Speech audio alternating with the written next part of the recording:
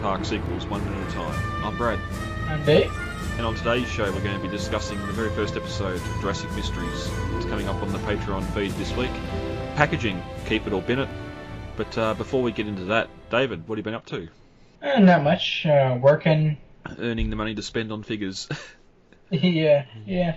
One thing you might need to spend a little bit of money on. A couple of weeks ago, and again, we're not trying to be a news podcast. We will report on news and discuss stuff we want to discuss. But the Blu-ray film release to home theatre for Fallen Kingdom is coming up very soon. It's going to hit digital media, so your iTunes and that on September 4th, and then the physical discs are going to be out September 18th. So just over a month away, and the film's going to be out. Yeah, I don't agree with what they do there when they have the digital release before the physical. I mean, it's the movie. People are going to buy either one. Just release them all at the same time. You know? I mean, I know it's to entice people to buy the digital release, but I mean, I'm old-fashioned. I prefer the physical release. Well, we can sort of go into that a little bit as well. The other films, we've talked before about how we've gone for 3D and 4K and that when we don't have the players to play them, but the with the media that we can play and watch, what sort of obviously we've talked the Blu-rays for the original trilogy, and even VHS for the first two at least I've got here. But with Jurassic World, what do you purchase there to view Jurassic World at home? Jurassic World, I bought the Indominus versus T-Rex box set from Amazon. Mm-hmm. It was actually, I really liked it, and it was a really fun set. They're almost like kind of vinyl bookends in a way, but not heavy enough to be used as such. But no, they are nice figures. They're nicely detailed, nicely sized, and I like that the fact that the packaging that the release comes in is just the logo in a metal tin. It doesn't have any of that Raptors on the motorcycle or Raptors riding with a motorcycle crap, you know? Yeah. I also really wanted to get that set mainly for those figures or the statues that come with it. But to this day, I still haven't got it. The only way I consume Jurassic World is digital download from iTunes. I still have not brought it on DVD or Blu-ray. More so just because most of my movies and that I consume on my iPad and that, so even though it's 2.6 gig or something, it takes up a bit of space, but it is more for my son to watch on his iPad, so it's not on the TV. And it was more so just as a placeholder until I could get that set, but now eBay and everything else, it's pretty much jumped to a price I'm not happy to pay for it, so I sort of missed the boat on that, but yeah. What is the quality on the digital download that you have? I think I've mentioned it before, I only go for just a standard deal. I don't understand paying more for HD on a device, a phone or an iPad. A lot of times when new films come out, I'll go and hire them, pay $5 whatever to hire them for the night from the video store, and then I'll rip them onto my hard drive. And so I've got a digital copy there, and even at a lower quality there, it's still fine. You still see more issues with CG and all that sort of stuff other than quality. But for the film itself, I don't really notice anything that bad about it. Again, I haven't seen it on Blu-ray, so I'm sure it'd pop a lot more there, but a lot of the stuff, like that might be why I think the Tyrannosaur is the worst design in any of these films. It might be because it's on that small screen. I don't know. Mm-hmm. Well, not only that, but I will say that the quality itself is better with Blu-ray for Jurassic World at least. Yeah, yep. And it's sort of getting back to the Fallen Kingdom release. There's a few different ways you can purchase it. One of them is the 5-disc or the 5-movie box set, which they done for Jurassic World as well. You got the original trilogy, and then that blank spot in the back to put a Blu-ray or DVD for Jurassic World when it was released. So once we get to the end, to whatever Fallen Kingdom 3 is going to be, or Jurassic World 3 I should say, it was sort of the same with the Star Wars set. I purchased the prequel trilogy, and then I had the original trilogy, but I was waiting for the 6-film set on Blu-ray before I jumped into the Blu-ray and got that box set. And it's going to be the same here. I'm going to hold off on Jurassic World. Fallen Kingdom, I might just go and get the digital download again, just so I've got it on my iPad, but I'll be waiting until the third film comes out so I can get all 3 films into one Blu-ray box set. I've got the first trilogy Blu-ray box set, so I'm hoping there's just a Jurassic World release as well on Blu-ray, and I don't have to get the first 3 films again, because it's one thing, especially in the Jurassic franchise, every couple of years they decide to redo the artwork for the DVDs and everything else and release it, and as collectors, most of us need to buy it. So, and then even looking at I used to buy DVDs in the day and even Blu-rays now for the special features, for all that behind the scenes stuff, the making ofs and all that. But Jurassic has been one that hasn't really, a lot of the behind the scenes stuff is already online. It's not, and looking at some of the special features here for the 4K Ultra High HD set, it's a lot of this stuff we've seen, a lot of it's just fluff and isn't that interesting. Like Chris Pratt's Jurassic Journals, we've seen a lot of that stuff in marketing and on online, and a lot of the interviews. So, like the better behind the scenes features and more of the stuff that's done well beyond the film's release, where people can look back without being fired from Universal for saying something bad, or you get a lot more back like intrigue and information about the film, and not just marketing. Hey, this film's going to be great. Hey, it's the best in the franchise yet, and all the stuff you get from marketing before a film's released. But yeah.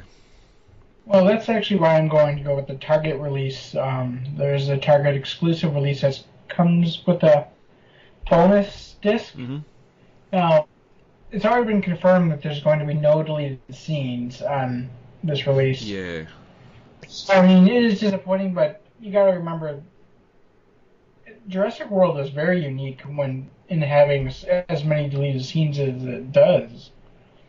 You look at the first 3 movies for Jurassic Park, we got none officially released. For Lost World, we got 2 officially released. Out of the 7 or 8 that we know of, we have like full film for. And then Jurassic Park 3, we got nothing. Yeah.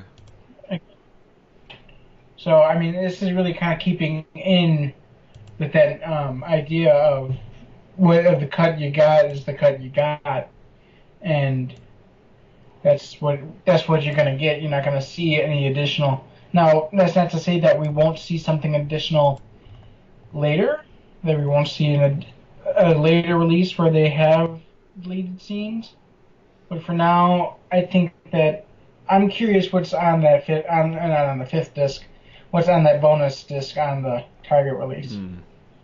Yeah, well, that just reading here, that Target release has the 28-page gallery book, which would be definitely something interesting to have. We've always talked about how great it'd be to have it like concept art and just a tabletop book for the Jurassic franchise on the whole, even just the Jurassic World films. But it does say that there's 30 minutes of exclusive bonus content that you can get on it as well, and it also has the Mark Ingler poster from SDCC that year before Jurassic World came out, with the Jurassic Park raptor crouching on the ruined Explorer. So it's sort of interesting. They've touched the poster up a little bit, and it looks like now the buildings in the background are on fire, or you got the smoke coming off them.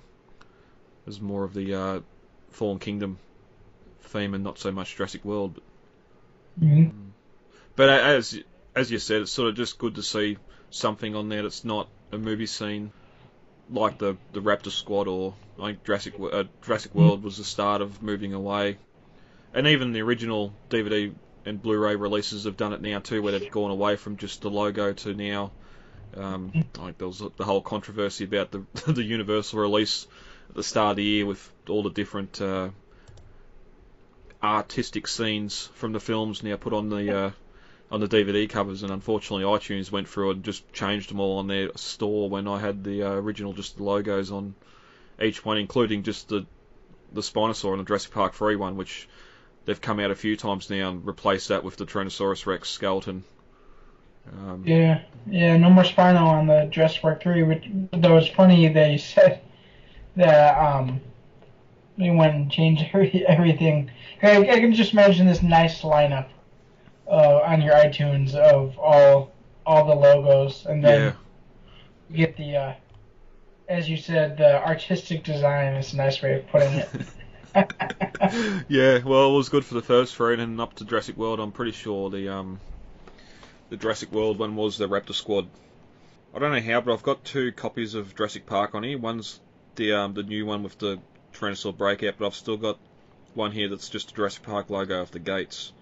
So I don't know how that's still on there, if there's a glitch or... But even the Lost World's still the original.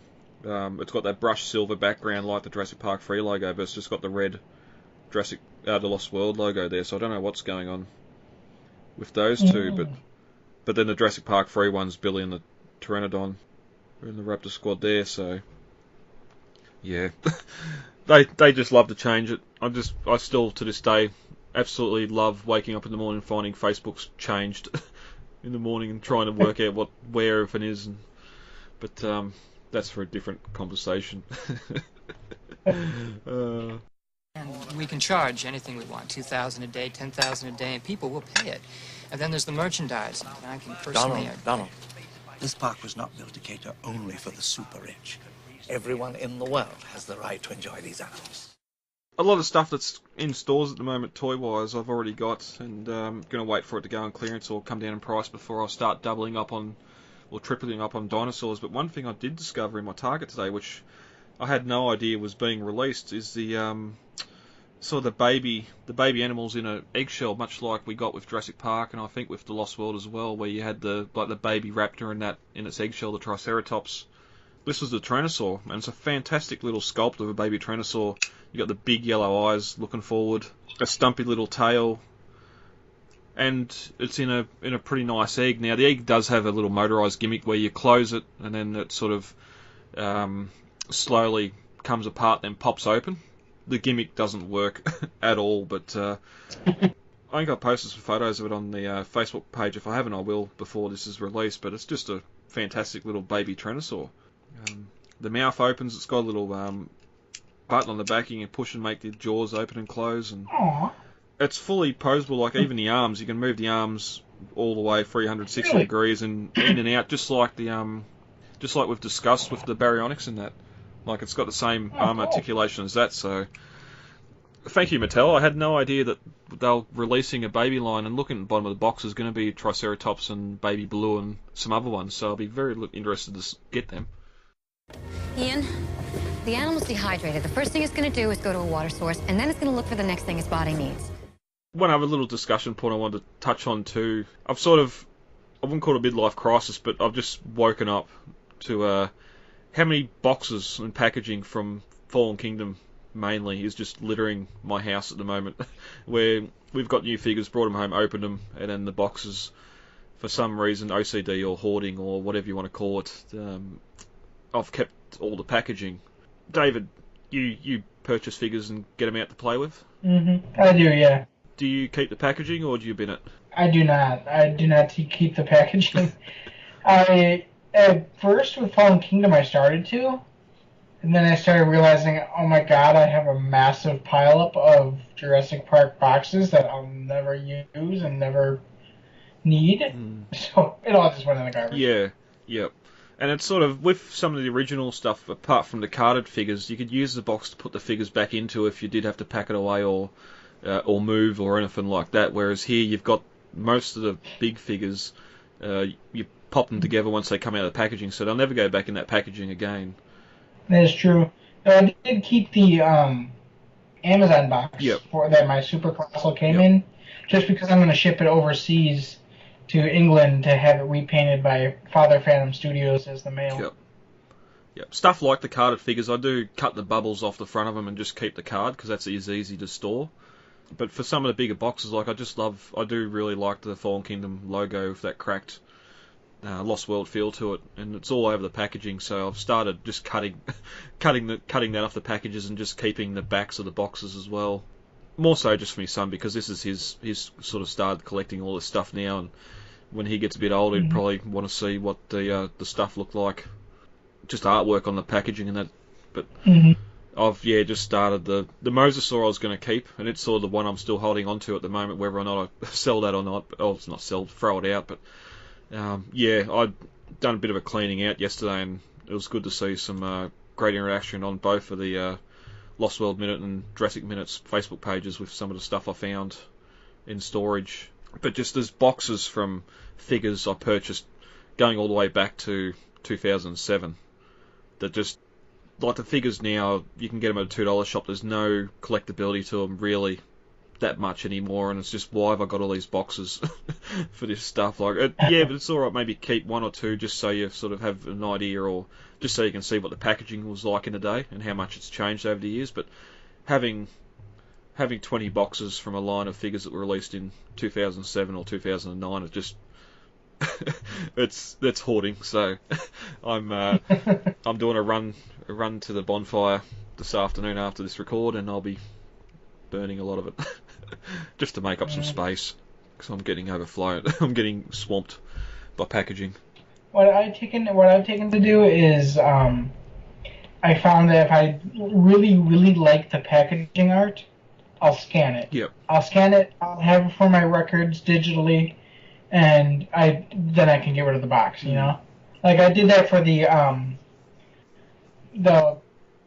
what was it? The card back art for the 12-inch Velociraptor. Yep. I took the volcanic back out of there, scanned it, had it for my digital records. You know.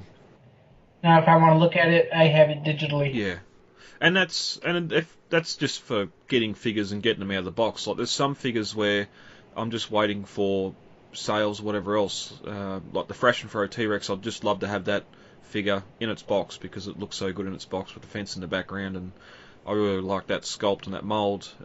The Legacy Jeep is another thing where I'd just love to have one in box, and I can put that with my Kenner stuff. And even the Mosasaur, it's a bit harder to get because you're going to be paying full price, but stuff like the orange Velociraptor just feels very Jurassic Park, and something like that I'd keep to put with my Kenner display as well. And just save that in box. Like the real feel Mosasaur would be great next to the original Jurassic Park Triceratops and T-Rex and that, just because it's almost the same figures, just that latex or that real feel skin is just fantastic, and I'd just love to have one of them in box to display. But all the other stuff that's coming out, all the Matchbox stuff and carded stuff like that, especially when you're getting a dozen G-Wagons and Jeeps and that, like, and keep one card back so you know what the art was on the packaging, but the rest of it can go. Hang on, this is going to be bad. Lastly, and just quickly, for the Patreon, on the Patreon feed, we do have the Patreon account up now. Just search for patreon.com/Jurassic Minutes, I think it is. I'll have to double check on that, but head over there. For just $1 you'll get the monthly. We're going to try and do 2 a month of bonus shows, and this week we're going to be releasing the first episode of Jurassic Mysteries, which is Storms and Hurricanes, where we're going to be discussing the tropical storm that hit Nublar in '93, and how the myth and misconception going along with Hurricane Iniki that hit Kauai at the same time, where people think it was a hurricane that hit Jurassic Park and not a storm. So we're just going to discuss that for a bit and put the story straight there. That'll be up in the week to come, hopefully, after I've done some editing. But apart from that, David, ready to get into the Pre-San Diego script read, part 2? Sure.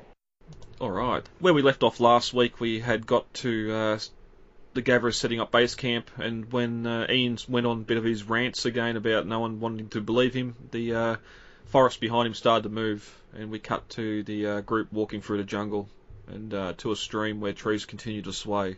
One interesting thing here too is they sort of the jungle gets really tight and blocks them in at one point, where here we're still going with that jungle feel that Crichton had in his novel, where the film, we know they went to the Redwoods and decided to have all the Stegosaur stuff up in the Redwoods, where it's more open. You do still have that enclosed feel, but it's definitely a different feel for the film. Well, in the script, I and this carries over to the final script as well, as they have this description of like a 15-foot block of foliage at the in the middle of the dried up stream bed, and in the final movie they miraculously were able to find a big enough tree that fell over a pretty shallow stream bed. And so that's what they end up using. And instead of the like classic coniferous jungle, the classic kind of deciduous jungle, we got this more coniferous jungle in the movie. And you don't feel as boxed in, but if you were standing there and all you had between you was you were stuck between a 15-foot tall tree that's sideways and a herd of stegosaurus just stomping through the creek, yeah, you would feel pretty boxed in. Yeah, and we discussed it, I think more so with when Dita was walking through the jungle, just through the redwoods. Yes, the trees are sort of spaced far apart, but just not being able to see more than 100 meters in any direction, just because of the size of the tree trunks and that, like the trees not being able to see behind them and how taken up a lot of your view, and how it would feel just as claustrophobic as a dense jungle. But we get to see the stegosaur plate sort of move above those swinging bushes, and Sarah and Dr. Judson both share the stego info drop that we get in the film, and we see that there's a nest nearby with broken eggs, and that's when Sarah approaches the baby, same as we get in the film.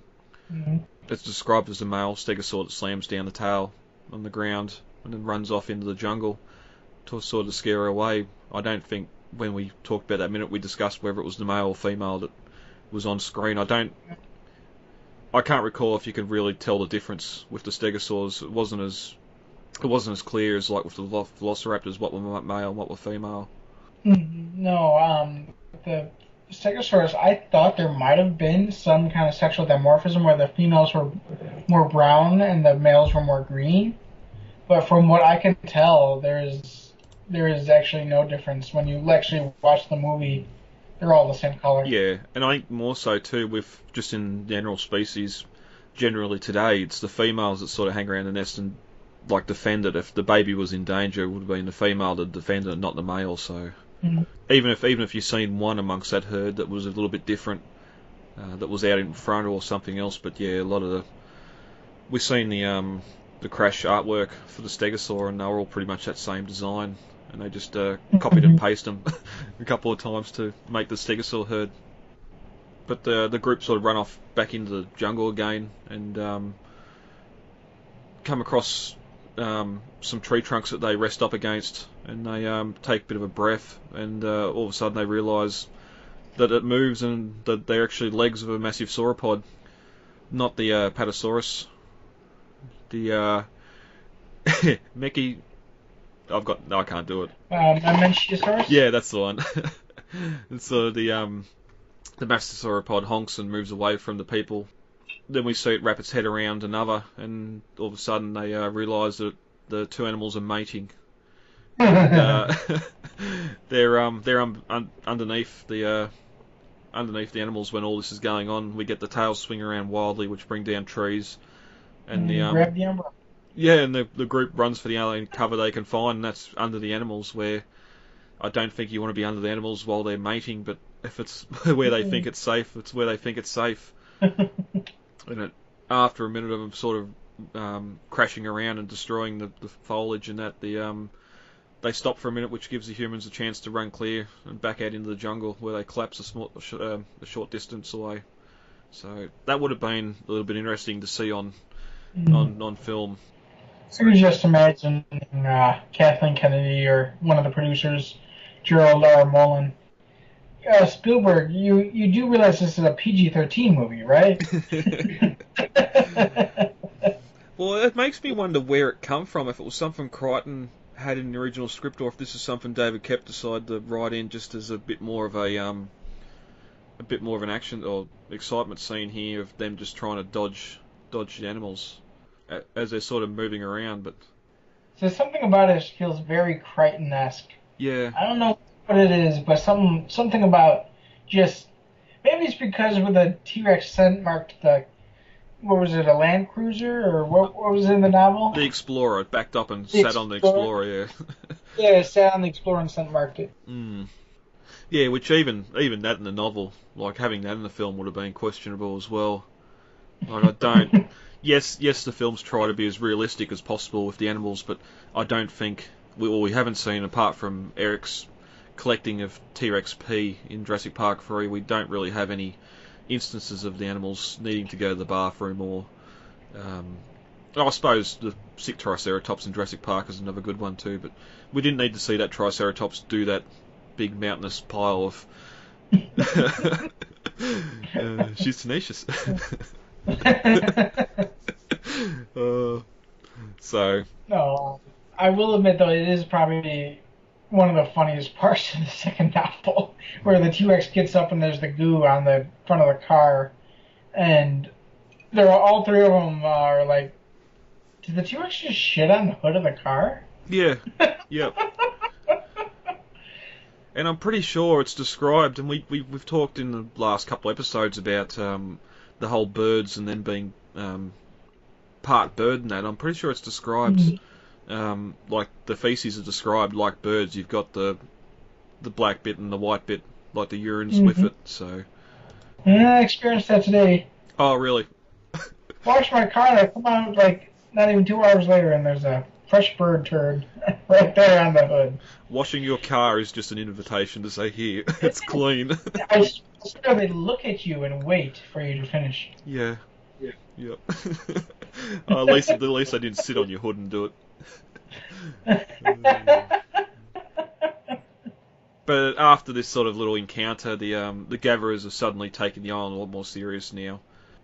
Sarah sort of starts her whole no smoking, no leaving scent behind, if we so much as Bender's blade of grass, and the whole spiel she had while Malcolm's trying to get the letters to loved ones and that off Eddie and Nick. But Nick sort of pulls the tape out of his camera and goes to label it with a Sharpie, and he asks what he should call it, Jurassic Pork, and Eddie laughs, which again, it suits the scene, but I don't think it needed to be in the film. I could, as a writer myself, I could see Kep and Crichton and whoever else they had in that writing room, just like, okay, how can we make this as inappropriate as possible, but still let Spielberg get away with it at some point, to some degree. Because I mean, one thing about writers is we are smartasses. Yep. We are, and we will stick as much innuendo in everything as we can. Oh, yes. But then it's Nick who sees the smoke coming from base camp and runs off, and then he cries out fire. And they get back there, and it's all fires put out much the same in the film. And yeah, we cut to the group readying their equipment. A lot more back and forth with Malcolm and Kelly, and Sarah sort of jumps to Kelly's defence, wanting to stay. Sarah's sort of against them recalling the boat. She says, Ian, if we recall the boat now, we've made 2 invasive landings in one day. That'd have to go on any paper I write, and it will leave room for people to say our findings were contaminated. You know the academic world, as I do. Once they smell blood in the water, you're dead. Our presence has got to be 100% antiseptic. That means if we bend a blade of grass, we bend it right back the way it... And she's sort of cut off by the sounds of thunder and the approaching hunters. But it's explained here a lot more that due to sort of they're going there, they're researching the animals, getting documentation to take back to show that the animals are there and in peace, and academics will pull it apart if they see contamination in the field. It's not sort of brought into the film that they don't want the boat to come back unless it's absolutely necessary to get off the island. Mm-hmm. It's the same way last week how we were discussing them arriving by boat and not by helicopter, just so they didn't disturb the animals. But yeah, she's cut off by what sounds like thunder, and we get 3 C-130 cargo planes roaring overhead. The doors open, and we get a bit of a cargo drop here with the hunters arriving on the scene, which I think is a lot better than what we've seen in the film with 6 helicopters bringing a couple of vehicles and some boxes onto the island. I think we discussed that during those minutes of just how under prepared it was whether they were going backwards and forwards from the Venture or another supply ship that was offshore. We pretty much discussed all that in those minutes. But Nick has a little line here to Sarah. You're saying something about being antiseptic before these planes sort of arriving on the scene. But we cut to the Hunters' camp, and we get the metal containers that were pushed out of the planes being opened, jeeps roaring to life, and thick clouds of black diesel smoke rising into the air. They set up the blue laser fences that we don't see in the film, but was in the shooting script as well, as the Hunters establish a perimeter around the new camp. Mm-hmm. Ludlow's introduction again, it's pointed out how he's wearing brand new Banana Republic safari wear. We get a bit of a conversation between him and Burke, where he sort of tells Burke it's his dream to be here, and Burke's looking at some detailed satellite photos that spread out on the hood of a Jeep, and he's sort of telling him that the herbivores are in the open plains like bison, which would explain a great variety of heat dots we're reading in the flatlands around the waterhole. So it's sort of just going into a lot of the what they'd done when they landed, where they were going to go, and what they were going to go after, because Ludlow says that's where we're going. Mm-hmm. I think it's interesting the contrast they show here, and I think I mentioned this during the minutes, was how very different from the setup InGen's entrance is, where they're belching black diesel smoke and just burning up the foliage with their laser beams, and instead of trying to blend in and become one with the environment, they're just trampling all over it, you know? Yeah, well, that's it. They see this island as an asset. They don't see it as a natural world. Like they haven't listened to Hammond at all. No. No, and I forgot that Ludlow is described as being dressed in Banana Republic gear, because if you go into a Banana Republic today, they have no outfitting at all. It's like cheap shirts, and it's basically like a 90210 Yep. kind of store. I was going to ask about if that would be more suited to 97. I can't remember Banana Republic 97. I mean, I probably just didn't pay attention. Yeah. Yeah, well, that's it. The amount of stores that sort of start off high retail, and after a few years they realise, no, they're just got to go back to the whole hot topic, just sell everything and anything just to try and get people in the door, especially today's age with online shopping and that. You got to sort of try and you can't really go to one niche market. You got to try and span a lot of it, but it sort of just shows too that he's just been a pompous. Although he wouldn't, and he doesn't have this suit costs more than your education, because I don't think it would in this case if he's buying it from Banana Republic. But we get to see the procession of cars leave base camp, and Ludlow turns to Dita Stark, the man we seen at the welding shed earlier, and sort of he has a dialogue with him, and not over the radio like we see in the film. This is as good a place as any for base camp. First priority, laser barriers, want them all up running, 30 minutes, half an hour, I understand. So he's still being a dick. And especially, more so because we see in the film Dita's taller than Peter Ludlow, so he's sort of being a dick to someone a lot taller, a lot bigger, and more presence than he is, so he's got balls.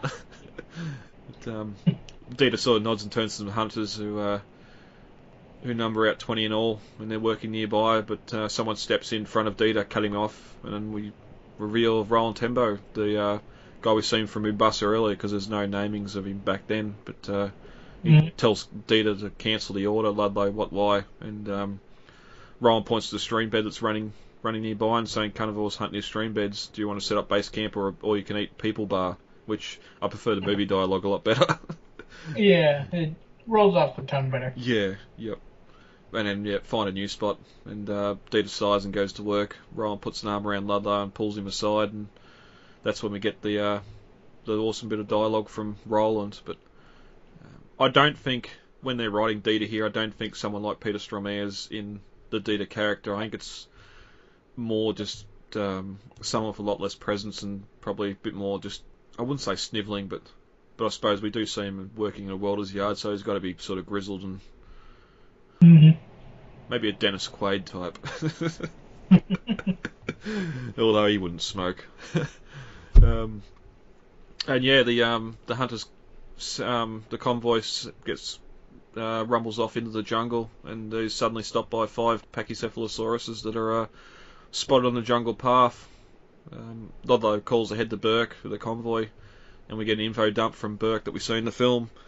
But Dieter walks up to one of them and tries to shoo it away while Burke is narrating about the Packy's neck, and as Dieter returns to the vehicle, they charge him. Dieter was going to shoot the animals here, it's in the dialogue, he was going to go up and shoot them, but Roland stopped him, saying they were here to hunt, not to start a war, which, I don't know if you've already gone in and you're taking on the jungle. I don't think shooting the animals would start a war with the animals, but it's sort of again that mentality of Roland where they're there to capture the animals, they're not there to kill them, apart from his prize that he wants.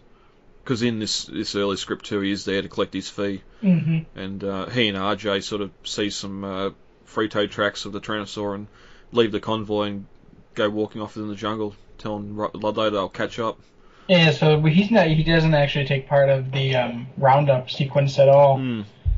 And it's interesting, I kind of find that not Dodgson's, Dieter's reaction here to the Pachycephalosaurus kind of similar to Dodgson's in the novel, where they're just ramming. He wakes up with the Pachy surrounding him, and they're just ramming the car. And even the way that they're describing it, I'm imagining an old jungle road, kind of really tight fitting, with the foliage kind of just slapping at the sides of the car. You know. Well, it's much like the novel where I'm sure it's InGen. They've got the detailed satellite photos of the islands and that with the heat signatures of the animals, and I'm sure they've got maps as well, which I'd love to see, of Isla Sorna and where the road network is and that. Like, you're not just driving through jungle.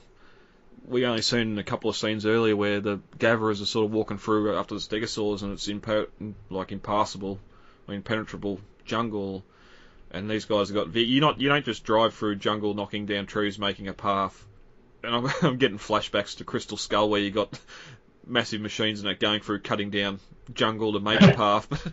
I don't think they're that well equipped here, and I'm sure like the novel, they just found an old road that they're following, even though it's sort of overgrown and in tight. The original road base is there. And yeah, as you said, like there's five animals here that ram the lead vehicle. And they do a bit of damage to it. But Roland sort of does one of those whistles hisses between his teeth, and the animals scatter, so he knew how to get rid of them. And then, yeah, as you said, the two walk off in the jungle to go after his fee. Up on the ridge, the gatherers are up there and looking down they're able to look down over the whole convoy from their vantage point. And yeah, we get a bit of dialogue between Eddie and Malcolm about why didn't Malcolm tell anyone that they were coming, and Malcolm didn't know that they were coming, which again sort of goes back to Hammond not being clear about why it's so important to get there now to document the animals. They spot the InGen logos on the side of the trucks. It's sort of Malcolm's called out for being there and being a corporate stooge by helping InGen. But he said, no, we're here. It's a independently funded expedition by John Hammond. It's got nothing to do with InGen. We're not working for InGen. Yeah, Nick's not too happy about being dragged out of Greenpeace to go and work for a corporate entity, but they all sort of gang up on Malcolm a little bit now, and Malcolm just sort of mouths to himself, what are you doing to me here, John? Meanwhile, Roland and RJ find the Rex nest, much as we see in the film, single baby inside, but it's got a red down on it, which unfortunately they didn't include in the film. Yeah, I believe that Stan Winston himself said that he would have loved to have been able to do it in the movie, but unfortunately in 1997 he just wasn't able to get it to look realistic enough. Yeah, you'd have to really get it to look good in the animatronic and the puppet. And I don't think CG wasn't quite there with hair and that sort of detail, feathers. No, not really. But if you'd had night shots like we see the night shots with the trailers, and even when they're going into that the nest, it's sort of really dark, you could sort of maybe hide it a little bit, but yeah. But now as the sun's going down, we've got Nick's up on the ridge watching down over the hunters' camp and looking at the various vehicles and that around the area. Dieter's in the snagger holding a noose pole, and animals tried to escape in the jungle, but motorcycles keep herding back into the open plain. They catch the packy. It's Dieter shoots a coniferous, not a Parasaurolophus. And a lot of the roundup goes on as we see in the film, but we do get that little bit, as we discussed in that minute, of Burke running up with a syringe to inject the animal, and pull out the spray can and spray the stencil of the animal's number on its leg. Look for the mark of Jurassic Park. If it's not Jurassic Park, it's extinct. And as we sort of mentioned in that thing as well, Dieter's got the cards there with the animals' images on them and puts a big cross over it with a Sharpie and says next one. And that's when we cut to night, the hunters' base camp. Below the ridge, blue laser fences circling the camp. All the vehicles are parked in rows to one side, which is important because they're all parked close together, which is why when the fire gets into them, they all sort of get destroyed. Whereas in the film, they're sort of lined up in a row as well, in a couple of rows, so it's sort of carried over into the film. But there's a dozen tents surrounding a campfire, captured dinos in cages on the opposite side of the fire. Which is actually different from how it is in the final film, where each tent section kind of had their own little tiny campfire out in front of them. And that's how the fire spread so quickly. Yep. There's more discussion amongst the gatherers as they're looking down over the hunters' camp. Eddie's not with them, he's already back at the trailer. Judson's the one asking the group to take Kelly back before doing anything irrational. They can clearly see that Rollins, he's rejoined the group now and he's in charge, not Ludlow. And Sarah recognises him from Brazil, where he was hunting jaguars with spears. And I do remember talking about that in the minutes earlier as well, where they had sort of a bit of a backstory that's not brought up in the films at all. Actually, that backstory gets changed over to Nick Van Owen in the shooting script. He's the one who ends up who says who recognized Roland, who as the spear hunter he met hunting jaguars, and he ended up sabotaging his hunt. Yeah, and then it sort of changes again in the film where it's Roland that recognises Nick. We can only assume because of that South American hunt, but he doesn't really go into any detail at all to make us think that. No. But we cut to the jungle clearing. Ludlow finds Roland and the two have a drink, and Ludlow asks Roland about his gun, and he explains how it's his father's 600 Nitro Express, which we talked about this I think when they captured the Tyrannosaur, but how it belonged to the last great hunter. I think it's in South Africa, but yeah, I think so too. Yeah, and again too, as we discussed before, Ludlow's sort of telling him that he'd only planned to bring back the herbivores and not the carnivores, but because of the liability risk. But it never occurred to him to bring back a baby, as they're looking at the baby Tyrannosaur, and the baby sort of, even with its jaws clamped shut, lunges at Ludlow's face and headbutts him, which right across the bridge of the nose, and he sort of staggers back in pain, clutching his bleeding face, and Roland laughs. And Ludlow, like an enraged child, snatches up Roland's gun and brings the butt down viciously on the animal's leg, and the bone breaks with a dry snap, and the animal howls in pain, which that sort of changed a couple of times too. Like in the shooting script, it was something rustled in the bushes and Ludlow stood back being drunk and stood on the baby's leg, but here that's what happens in the final film too, because you see they leaves his bottle of scotch there next to the baby T-Rex. Yeah, and it's just sort of here he's sort of talking about the baby and how he never thought about taking a baby back, and he's up close to it and close enough that it can lunge at him and headbutt him. Well, he's discussing the same thing with Roland in the shooting script as well, but the animal scurries out of the bushes and scares him. Well, Ludlow sort of says here, we've got to transport it 7,000 miles. Would you prefer it to bit off the leg of a crew member? And he sort of gets up and brushes himself off and heads back to camp, trying to salvage his dignity. And Roland just watches him go. So again, a lot of that stuff we didn't see in the final film. It was cut. He just sort of appears back at the back doing the conference, the investors' speech. Mm-hmm. But here we get a lot more of Nick and Sarah and Malcolm going through the laser fence and sabotaging the camp. They're starting by cutting fuel lines on the vehicles, all of them except for that one that the Packies rammed earlier, which is over in a workshop area getting worked on. So not all but one of the vehicles get their fuel lines cut, and that's when they move on to the various cages and start to open them up. Over in the tent, Ludlow's not doing the investor speech. He's looking at satellite scans, talking to Dieter and Burke about the next day's hunt. Burke says if you're really interested in infants, we've had better luck at the seaside because the sands offer a cushioning surface while the egg clutches can, and he sort of trails off as a thunderous sound can be heard. And then the trike comes through the rear of the tent. So a little bit different to the film. I prefer the film because they've already cut out the fact that Ludlow's interested in babies at this stage. I think the whole investor speech is needed just so you know what InGen's plan is. Because it's not really clear up until now. And also the fact that in this script they mentioned that the Euoplocephalus, I can't remember, it's the ankylosaur that's not the ankylosaurus, where they mentioned that it's been run off a cliff, and that was the bone bed they saw earlier, and that it's sadly once again extinct, and that is actually referenced in the Dinosaur Protection Group where they said that I think they said that the whatever the hell it was. I'm glad I'm not the only one. I have trouble with some of these names. I'm glad I'm not the only one. Where it's basically extinct again. Yeah. But, Trike comes through to 10 as we see in the film. In the confusion, Malcolm and Sarah get swept away in one direction while Nick in another, with the hunters running in all directions.